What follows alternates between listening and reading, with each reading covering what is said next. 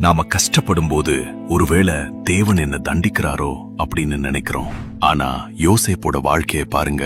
ஒரு நாள் அவனோட அப்பா உன் அண்ணன்கள் எங்க இருக்காங்கன்னு போய் பாத்துட்டு வான்னு சொல்றார். அவங்களுக்கு யோசேப்ப பிடிக்காதுன்னு அவனுக்கே தெரியும். இருந்தாலும் அவன் அப்பா சொன்னதை கேட்டு போறான். அதுக்கு அவனுக்கு கிடைத்த பரிசு என்ன? அவனோட சொந்த அண்ணன்களே அவனை ஒரு குடிக்குள்ள தூக்கி போட்டு அடிமையா வித்துடுறாங்க. எகிப்துல போயும் யோசேப்பு தன்னோட வேலைய உண்மையா செய்றான். ஆனா அங்கேயும் ஒரு பெரிய சோதனை. அவனோட எஜமானுடைய மனைவி யோசேப்ப தவறான காரியத்துக்கு இழுக்க முயற்சி செய்றாங்க.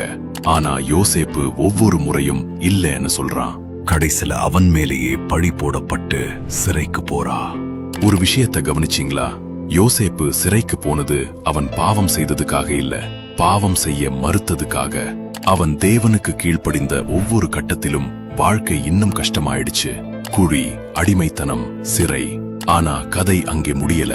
குழியிலிருந்து அடிமை, அடிமையிலிருந்து சிறை, சிறையிலிருந்து அரண்மனை. அவன் கீழே போகிற ஒவ்வொரு முறையும் தேவன் அவனை இன்னும் உயரத்துக்கு கொண்டு போய்கிட்டு இருந்தார். அந்த நேரத்துல யோசேப்புக்கு அது தெரியல. அதனால நீங்க இப்போ கஷ்டத்துல இருக்கீங்கன்னா தேவன் என்ன விட்டுட்டாருன்னு உடனே நினைக்காதீங்க.